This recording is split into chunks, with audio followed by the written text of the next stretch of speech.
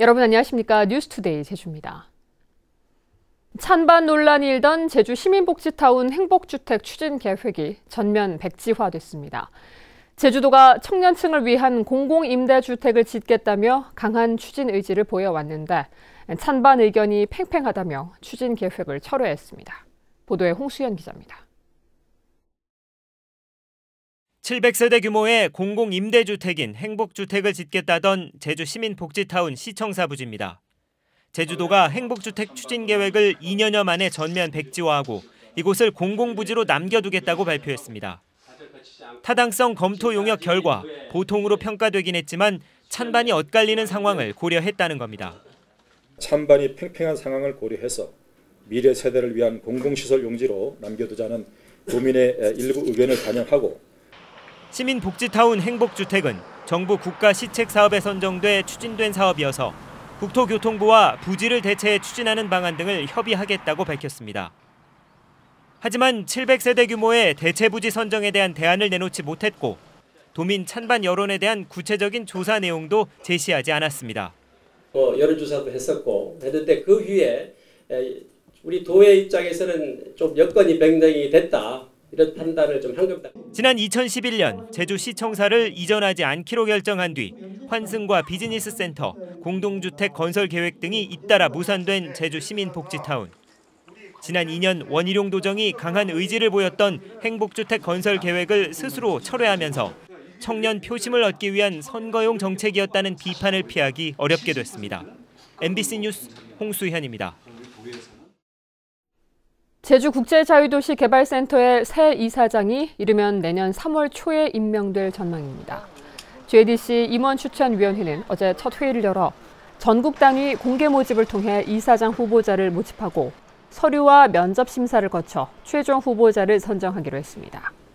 임추위가 공고를 통해 3배에서 5배 수의 후보를 추천하면 기획재정부 공공기관 운영위원회를 거쳐 국토교통부 장관이 최종 JDC 이사장을 임명합니다.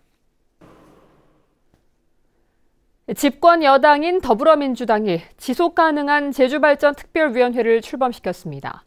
제주특별자치도 출범 이후 불거진 각종 문제를 분석해 특별법 전면 개정을 추진할 계획입니다.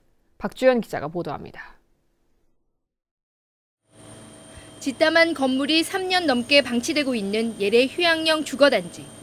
주거단지 실시 계획을 유원지에 인가한 것은 무효라는 대법원 판결 이후 공사가 중단되면서 사업자가 JDC에 손해배상 소송을 제기한 상황.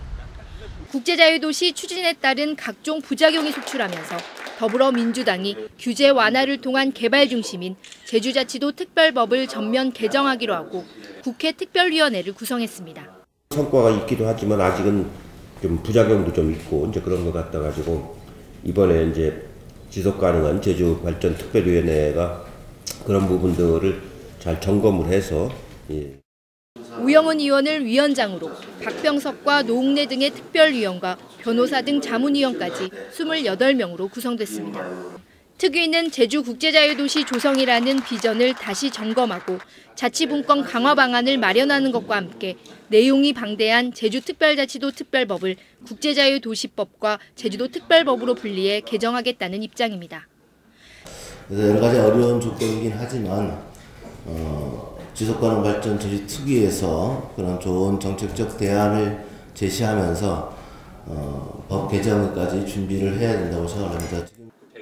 특히 제주도와 국회 간의 사업 우선순위를 사전에 조율해 국비 확보에도 함께 노력하겠다고 밝혀 특별법 개정과 제주 현안 처리에 속도가 붙을지 주목됩니다. MBC 뉴스 박주연입니다. 제주 지역 가계 대출이 사상 처음으로 15조 원을 돌파했습니다. 한국은행 제주본부에 따르면 지난 10월 말 현재 도내 가계 대출 잔액은 15조 1천억 원으로 한 달 전보다는 1.4%, 1년 전보다는 12.9% 늘었습니다.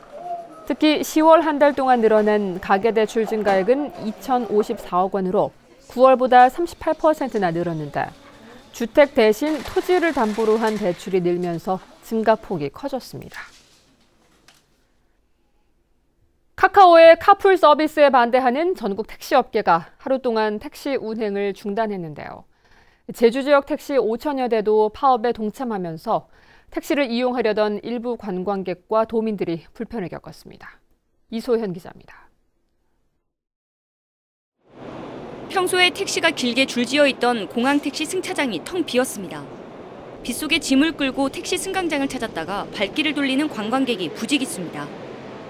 도내 택시 5천여 대가 카카오 카풀 서비스에 반대해 어제 하루 파업에 돌입했기 때문입니다. 下着雨，行李很大，特别不方便。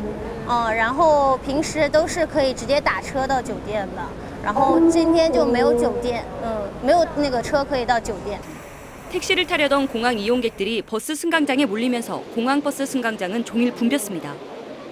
제주도가 택시 파업에 대비해 공항과 시내를 오가는 순환버스 2대를 투입했지만 공항 이용객들의 불편을 해소하기에는 역부족이었습니다. 도착하자마자 택시 타고 가야 되는데 지금 미팅도 좀 지연되고 오늘 해야 할 거는 다 지연되는 상태예요. 시내도 사정은 비슷했습니다. 평소 택시 환승을 자주 하는 시외버스 터미널 앞에 나와 있는데요. 택시 파업을 알리는 안내문조차 제대로 걸려 있지 않습니다. 특히 194개 노선 중에 주요 노선 6곳에 버스 7대를 늘리는 데 그치다 보니 시민들의 불만은 쏟아졌습니다. 지금 제가 30분 정도 기다리고 있는데도 버스가 제 시간이 돼도 지금 안 오고 있고 대체적으로 좀 버스가 없으면 택시라도 이용할 수 있으면 좋을 텐데 지금 택시도 지금 없는 상황이고 택시업계는 개인 택시는 오늘 새벽 4시, 법인 택시는 오늘 새벽 6시에 운행을 재개했지만 카카오가 카풀 서비스 추진을 중단하지 않을 경우 추가 파업을 검토하겠다는 입장입니다. MBC 뉴스 이소연입니다. 올해 도입된 이른바 행복택시 3종 세트의 이용률이 뚜렷한 대조를 보이고 있습니다. 제주도에 따르면 어르신 행복택시는 지난 3월 도입된 후 지금까지 이용 건수가 13만 6천 건으로 하루 평균 480건에 달합니다. 지난 4월 도입된 환승 행복택시는 이번 달 하루 평균 이용 건수가 170건으로 완전히 정착된 것으로 평가됩니다. 하지만 관광 행복택시는 지난 7월 도입된 이후 이용 건수가 하루 평균 1건으로 이용률이 크게 낮아 홍보 강화와 보완 대책이 필요하다는 지적입니다.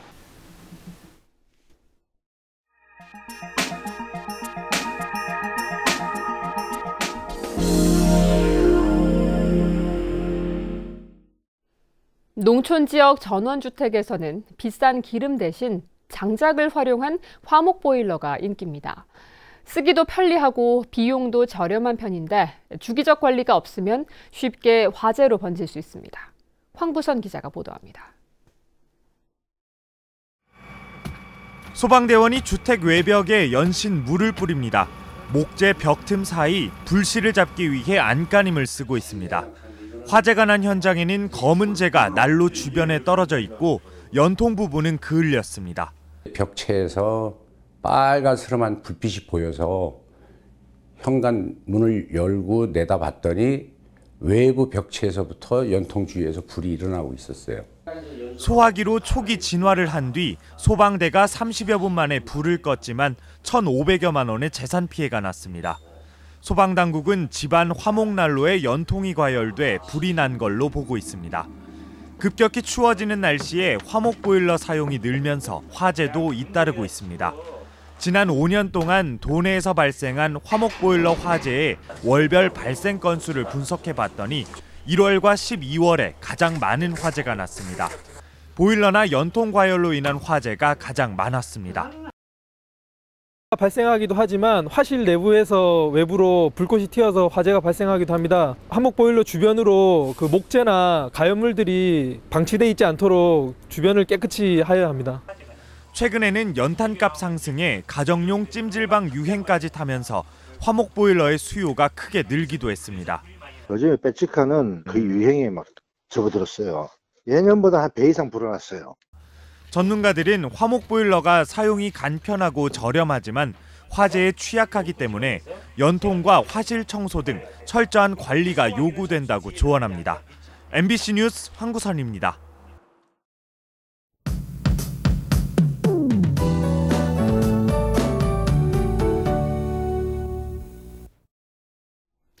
주말을 하루 앞둔 오늘은 대체로 흐리고 낮 동안 가끔 비가 오는 곳이 있겠습니다. 또 산간도로와 북동부 지역에는 안개나 방부가 끼는 곳이 있겠으니까요. 출근길 교통안전에 주의하셔야겠습니다.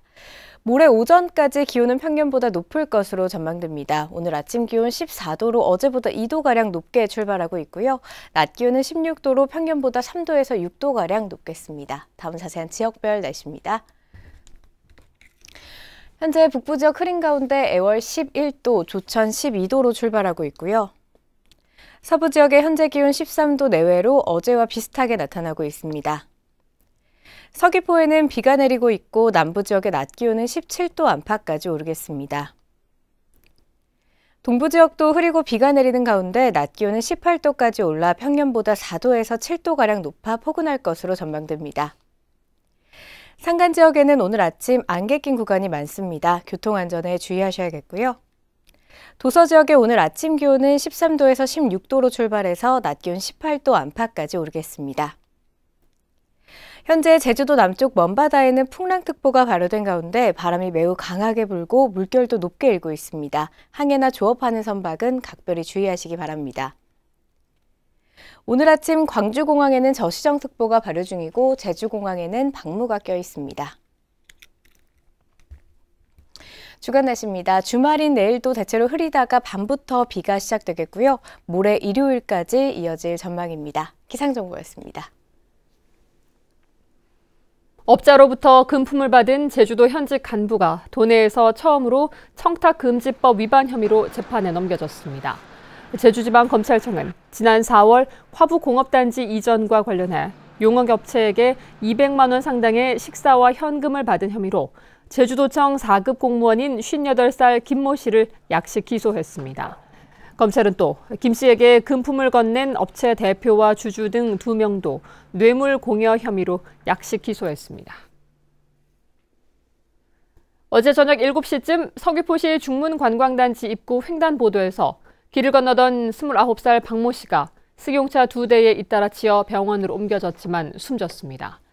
이보다 앞선 오후 6시 50분쯤에는 서귀포시 안덕면 화순리 부근 일주도로에서 마을 주민인 85살 양모 할머니가 길을 건너다 승용차에 치여 숨졌고 경찰은 정확한 사고 경위를 조사하고 있습니다. 제주시와 서귀포시가 300억 원대 국고 반환 소송 항소심에서도 패소했습니다.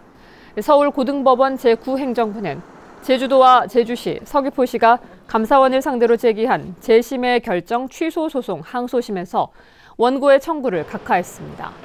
감사원은 2015년 제주시와 서귀포시가 국고보조금으로 하천 정비 사업을 진행하면서 325억 원을 목적 외로 집행한 사실을 확인하고 국토부가 환수하도록 조치했지만 제주시와 서귀포시는 받아들일 수 없다며 소송을 제기해 1심에서 각하 결정이 내려졌습니다. 제주환경운동연합은 비자림로 확장공사 논란과 신화월드 행정사무조사 부결 등을 올해의 10대 환경뉴스로 선정했습니다.